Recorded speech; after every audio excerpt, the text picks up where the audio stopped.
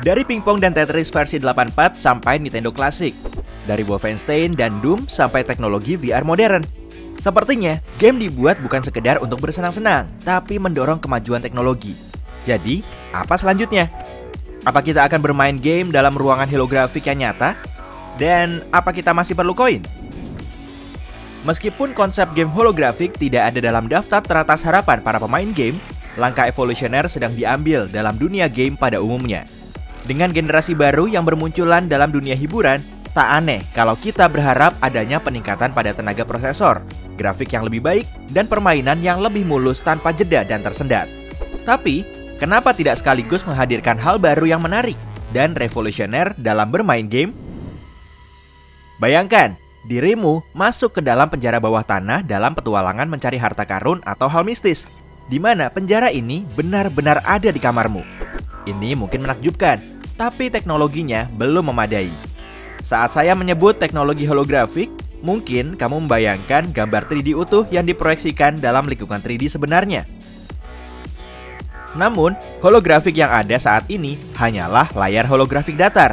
Perantara yang padat seperti kaca atau plastik dapat dibuat untuk menghentikan cahaya diproyeksikan pada titik tertentu, guna menghasilkan gambar yang stabil.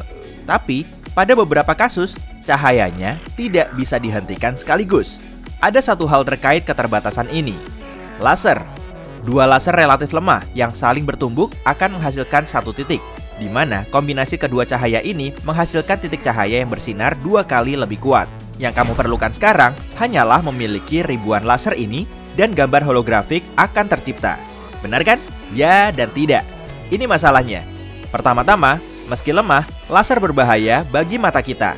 Lingkungan yang dipenuhi laser akan sulit dikendalikan dan dijaga keamanannya. Lalu, benda ini akan terlalu besar dan sangat mahal. Kamu tidak akan bisa membeli benda ini seharga game di pasaran, pastinya. Bahkan, kalaupun tetap diteruskan, teknologi ini punya cacat yang mendasar. Jika laser yang kuat terlalu berbahaya, yang lemah tidak akan menghasilkan gambar yang jernih. Kalaupun berhasil dan kamu mencoba membuat gambar utuh 3D, lasernya akan saling bertumbuk berulang kali, menghasilkan gambar yang kacau dan penuh gangguan, bukan yang jernih. Selain itu, saya menyebutkan kalau gambarnya akan diam saja dan benar-benar diam. Setiap konfigurasi gambar yang berbeda akan memakan waktu. Hampir tak mungkin menciptakan hologram bergerak dengan metode ini. Dan masalah terbesarnya adalah game tidak ada hubungannya dengan hologram jenis ini, karena tidak akan memberi pengalaman yang menghanyutkan dan tidak mengizinkanmu berinteraksi dengannya. Game, pada umumnya, adalah jenis media yang mengutamakan kemampuan menghanyutkan. Kita semua suka film dan buku, tapi keduanya hanya mengizinkan kita hidup dalam pengalaman orang lain lewat mata dan pikiran mereka. Meski keduanya dapat membuat orang sangat terobsesi dengan jalan ceritanya, sementara game tidak seperti itu. Dalam game, kamu adalah orang yang merasakan pengalaman tersebut. Keputusan dan keahlianmu yang akan menentukan apakah planet ini akan terbebas dari alien jahat atau apa sang putri akan ditemukan dan diselamatkan dalam suatu kastil, atau sebaliknya. Agar pemain dapat menikmati pengalaman ini sepenuhnya dan merasa kalau keputusannya adalah yang menentukan, game harus menghanyutkan. Hingga hari ini, ada 2 cara untuk menghadirkan perasaan ini pada pemain. Satu, melalui mekanika game yang pintar, dan yang lain melalui representasi visual dari game tersebut. Kemajuan grafis dari game adalah kunci yang menjamin evolusi hipnotis melalui visual, tapi masih kecil kemajuannya. Dunia game yang ada saat ini terasa artifisial tanpa interaksi menarik di dalamnya. Baru-baru ini, semuanya mulai berubah dengan dirilisnya headset VR ke pasaran, menjawab bergesernya ketertarikan banyak pemain game. Teknologi VR menjadi alternatif yang jauh lebih baik dibandingkan hologram dalam menyediakan interaksi yang hampir sempurna, tapi dengan beberapa kelemahan. Dalam hal tertentu, VR sangat baik dalam membawamu ke alam game sepenuhnya.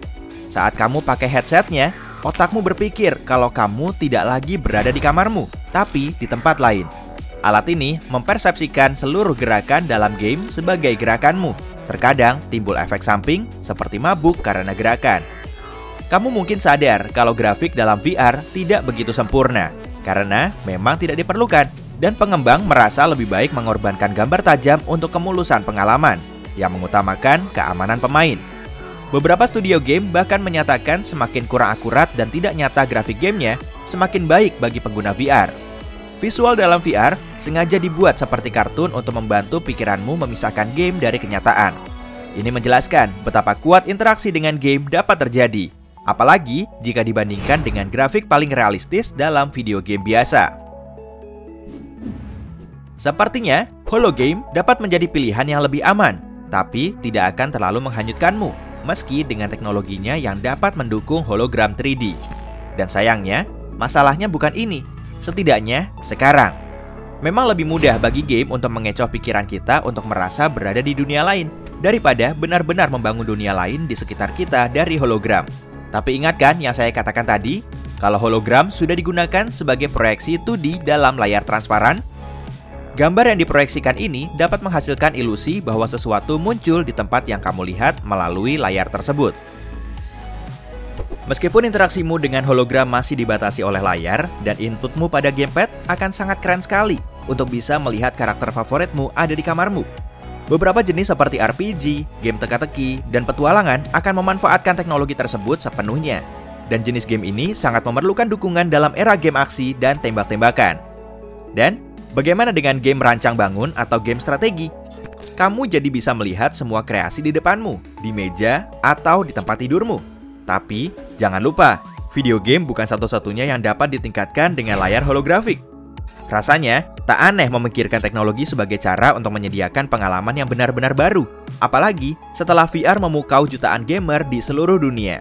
Tapi, setiap game yang ada punya masa lalu tersendiri, saat game dan teknologi tidak saling berkaitan. Salah satu cara untuk menerapkan hologram adalah evolusi dalam tabletop gaming atau permainan di atas meja. Misalnya, kamu ingin memainkan tabletop game dengan teman, tapi mereka tidak punya waktu atau tempat tinggalnya sangat jauh. Atau mungkin kamu sudah tidak tertarik dengan permainan jenis ini karena kamu harus menyiapkan semua kartu, bidak, dan dadu yang diperlukan. Layar holografik dapat memecahkan masalah ini dengan mudah. Dan siapa sangka, teknologi ini sedang dikembangkan. Bukan hanya satu, tapi ada beberapa proyek Kickstarter yang mengembangkan tabletop game holografik. Beberapa di antaranya memakai layar diam dan perangkat seperti ponsel dan tablet sebagai prosesornya. Ide ini keren karena mengurangi secara signifikan harga game itu sendiri. Yang kamu perlukan adalah layar, aplikasi di tablet, dan serangkaian bidak permainan yang dapat dilacak. Tablet melacak bidak ini melalui kamera, lalu aplikasi mengidentifikasinya sebagai objek yang berarti bagi game dan memproyeksikan citra di layar. Ide keren lainnya, tapi sedikit lebih mahal dan kurang jelas mekanisme internalnya, adalah menggunakan kaca khusus untuk realita tambahan. Alat ini memproyeksikan gambar di lensanya sendiri dan terlihat seperti hologram di sekitarmu, tapi sebenarnya tidak. Perangkat ini memungkinkan gerakan, tapi tidak mendukung interaksi langsung dengan dunia game, hanya lewat pengendali. Teknologi ini bukan holografik yang sebenarnya, tapi semacam penerus pada teknologi realita tambahan. Tetap saja, seluruh konsep ini bisa jadi fitur yang sangat menakjubkan bagi masa depan dunia game. Dan masa depan ini semakin cerah saja. Saya masih suka catur dan risk. Hey, jika kamu belajar hal baru hari ini, klik tombol suka di video ini lalu bagikan pada teman-temanmu. Inilah beberapa video menarik lainnya yang bisa kamu tonton. Klik saja video di salah satu sisi layar dan ingat, tetaplah di sisi terang kehidupan.